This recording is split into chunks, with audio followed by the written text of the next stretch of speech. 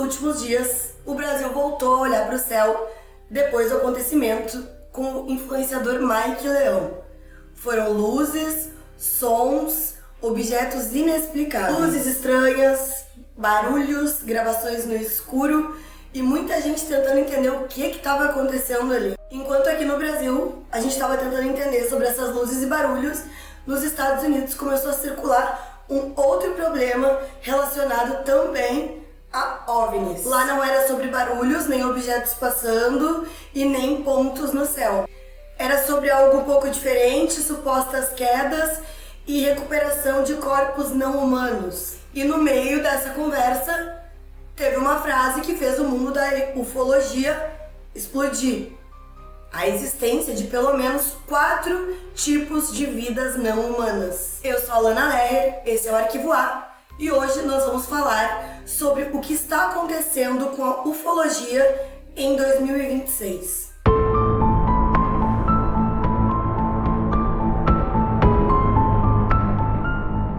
O nome no centro dessa fala é o Hal Puthoff. Hal é um físico quântico e engenheiro elétrico. Ele também é um ex-cientista que trabalhou na NSA. Ele também trabalhou para a CIA. O nome dele sempre surge em pesquisas sobre visões remotas, energias de ponto zero e vários programas ligados às UAPs. Também em estudos financiados ou conectados a várias estruturas sensíveis dos Estados Unidos. O Hal, ele fez uma participação recente num podcast chamado Diário de um CEO.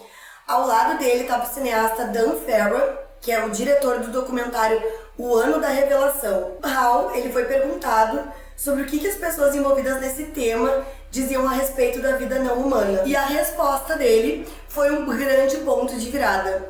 Ele disse que haviam pelo menos 4 espécies de vida não humana. Durante décadas, a ufologia perguntava: o que será que está voando no céu? Agora a pergunta ela muda para: se tinha algo voando e caiu, o que tinha lá dentro? Junto com o Hal, tá o Dan Farrell, que é o diretor da Era da Revelação. Esse documentário ele foi construído em cima de uma tese antiga muito forte de que ainda existe um acobertamento sobre a recuperação de OVNIs, os objetos voadores não identificados. Hoje, os Estados Unidos eles criaram uma nova nomenclatura, que são as UAPs, que significa Fenômeno Aéreo Não Identificado. Então, tudo que é tratado como luzes ou possíveis objetos são tratados como UAPs nos Estados Unidos. O Farrell, ele passou anos entrevistando ex-militares, ex-integrantes do governo, figuras ligadas à inteligência e também muitas pessoas que afirmam conhecer várias partes escondidas desse assunto. O papel dele nessa história é muito importante porque ele vem numa nova fase da ufologia. Antigamente tudo girava em torno da testemunha olhando para o céu e contando, relatando o que ela havia visto. O fazendeiro via um disco, um piloto encontrava algo no radar, um familiar dizia que tinha sido abduzido, alguém tirava uma foto ruim. Só que hoje, essa conversa ela migrou para outro cenário. Hoje são salas fechadas, tudo muito documentado, empresas privadas, programas militares, um monte de gente dizendo que sabe muito mais do que pode mostrar, alguns acontecimentos chocantes acontecendo com pessoas que queriam dizer a experiência que tinham tido, alguns aceitam contar, outras preferem nem aparecer por medo. Depois dessa fala do Hal sobre essas possíveis existências não humanas, um outro nome começou a aparecer, o do Eric Davis. O Eric Davis ele também é um físico. Ele é um colaborador antigo do Hal e ele também é ligado aos mesmos circuitos de discussão sobre os OVNIs, sobre programas secretos e também por essas possíveis recuperações. E é exatamente em torno dele que essa lista começa a ganhar uns nomes específicos.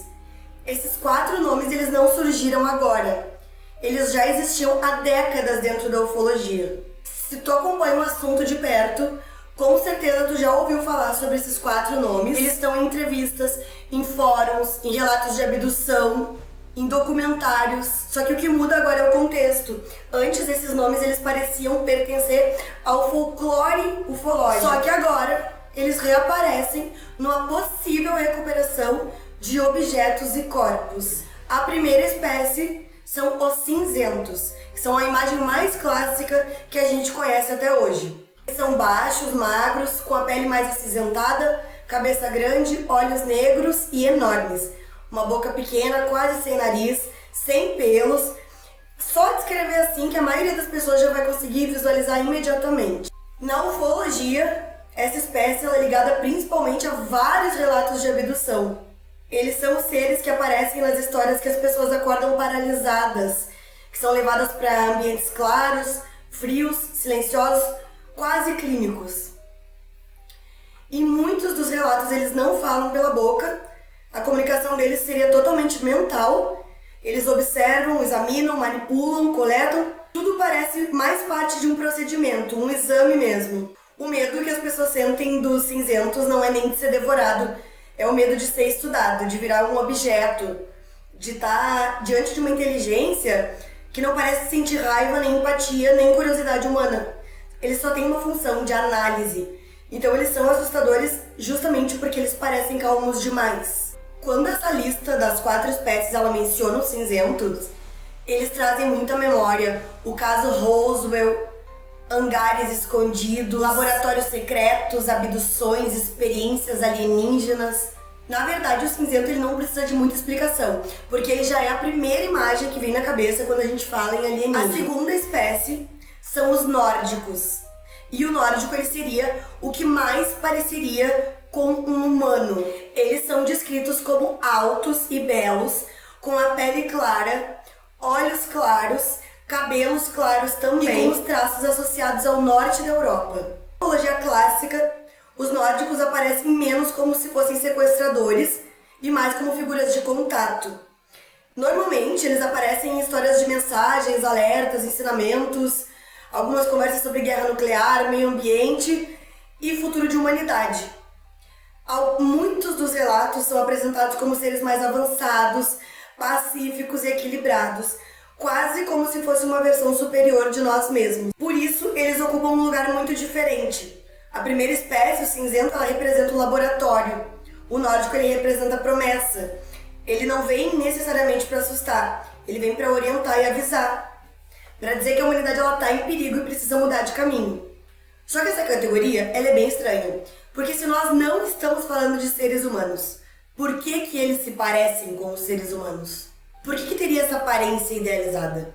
Essa pergunta sempre acompanha as teses sobre os nórdicos, porque eles parecem humanos, só que eles também parecem alienígenas pela perfeição. Talvez eles sejam uma das espécies mais fascinantes, porque eles mostram que no espaço talvez haja seres muito mais perfeitos do que o ser humano. A terceira espécie são os insetoides. Os insetoides, eles são os menos conhecidos pelo público em geral, mas eles são muito lembrados também em abdução.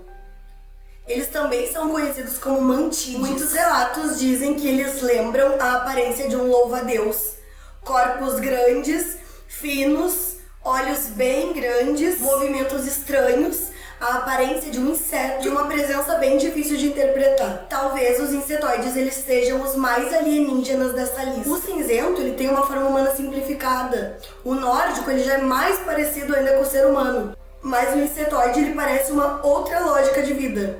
Ele não tem um rosto fácil de ler. Ele não parece demonstrar emoção de algum jeito reconhecível, porque ele não parece nem bravo, nem bondoso. Ele parece distante. Tem vários relatos que dizem que os insetoides eles aparecem como observadores, algumas figuras de autoridade, quase que supervisionando os cinzentos. Só que isso traz uma contradição para nós, porque se existe uma outra forma de vida humana, ela não tem obrigação em se parecer exatamente como o ser humano como nós conhecemos hoje. A quarta espécie é uma das que mais se fala sobre ela hoje em dia, que são os reptilianos. Os reptilianos, eles são a categoria mais carregada de conspiração. Eles são descritos como seres humanoides. Alguns relatos descrevem eles quase como lagartos, alguns dizem que eles podem ter uma cauda, mas que como eles têm essa capacidade de se transformar, eles poderiam ser qualquer pessoa que nós conhecemos hoje no planeta. Mas como eles têm essa capacidade, eles não ficaram presos só à ufologia. Eles invadiram todas as teorias de poder. Em muitas das narrativas, eles não seriam apenas visitantes. Eles seriam seres manipuladores infiltrados por trás dos governos, das elites, de todas as decisões históricas e todas as estruturas de controle que a gente conhece. Toda vez que esse nome aparece, a conversa ela muda de tom na hora. Porque o cinzento ele fala em abdução, o nórdico fala em contato, agora o reptiliano fala em controle. Então ele vai representar a ideia de que a humanidade não está apenas sendo observada, mas ela está sendo influenciada, guiada por uma força oculta. Essa teoria ela pode ser muito extrema, mas ela sobrevive porque justamente ela toca numa sensação que muita gente já tem, que o mundo parece ser controlado por interesses invisíveis. Essa figura do reptiliano, ela transforma o desconforto em uma criatura. E fica difícil aceitar que seres humanos podem ser corruptos, violentos, que possam ser manipuladores. Então essa teoria, ela simplesmente joga o peso para uma outra espécie. E ela é uma forma fácil de explicar o mal humano como se ele viesse de fora, de outro planeta. E se a gente parar para pensar, talvez seja uma forma de que essa tese nunca desapareça completamente. Só que um fato muito curioso sobre essa história, que o Hal contou semana passada, é que ela não está acontecendo de forma isolada. Agora em maio, o presidente dos Estados Unidos, o Donald Trump, ele resolveu começar a abrir os arquivos de ufologia que os Estados Unidos têm guardado. O presidente Trump determinou que os departamentos e as agências comecem a identificar, revisar, classificar, desclassificar e liberar todos os documentos ligados à vida alienígena, extraterrestre, aos fenômenos anômalos, os OVNIs e tudo que estiver conectado a esses assuntos. A partir dessa ordem dele, foi criada uma página oficial para reunir todos esses materiais. O detalhe mais importante é que o próprio governo afirma que esses arquivos envolvem casos que não foram resolvidos. Eles não são documentos dizendo isso é alienígena. Também não são documentos dizendo está tudo explicado. São registros que ficaram no meio do caminho. Aqui vocês vão conseguir ver imagens, vídeos, relatos, relatórios, ocorrências em que não houve uma conclusão definitiva. E essa história ela ganha muita força, por quê? Porque durante décadas foi dito que os governos sabiam coisas sobre OVNIs e não gostariam que a população geral ficasse sabendo. E agora, uma grande parte desses documentos começa a surgir. Obviamente que eles não surgem como uma revelação final, como corpos mostrados publicamente, mas essas gavetas estão sendo abertas aos poucos. Isso muda completamente o clima da discussão, porque antes quem dizia que tinha documentos fechados parecia que tinha que provar que realmente existia alguma coisa. E agora o próprio governo afirma que existem muitos documentos sobre, que precisam ser estudados, revisados e classificados. E agora quando tem nomes como o Hal, o Eric e o Dan falando sobre esse assunto, a gente vê que a ufologia ela tá indo para um rumo completamente diferente. A sensação é que o assunto entrou numa nova fase. O curioso é que cada espécie nessa lista ela traz uma sensação diferente. Os cinzentos, por exemplo, eles trazem a sensação de abdução. Os cinzentos, por exemplo, eles trazem o medo de abdução, de experimentos, de exames. Os nórdicos eles trariam a esperança, o contato, a direção. Os reptilianos eles já trazem a paranoia. Os setoides, o terror de uma inteligência que não parece conosco. Talvez seja por isso essa lista ela viralizou tão rápido, porque ela não é apenas uma lista de seres, ela é um resumo da ufologia moderna. Tudo o que a gente imaginou sobre a vida fora da Terra parece caber bem dentro dessas 4 espécies. Medo, desejo, desconfiança, choque. Pra quem sempre acreditou, parece a confirmação de uma história antiga. E pra quem duvida, parece história ufológica voltando com uma roupa nova. E essa lista ela continua tão forte porque ela mexe com perguntas humanas muito profundas. E a pergunta agora é outra. Se nunca teve nada pra esconder, por que tanta coisa precisou ser desclassificada? Me conta aqui nos comentários se tu já conhecia essa lista e o que tu acha sobre esse assunto. Se tu chegou até aqui, deixa um like e considere se inscrever no canal. Toda semana a gente abre um assunto novo. Um beijo e até a próxima!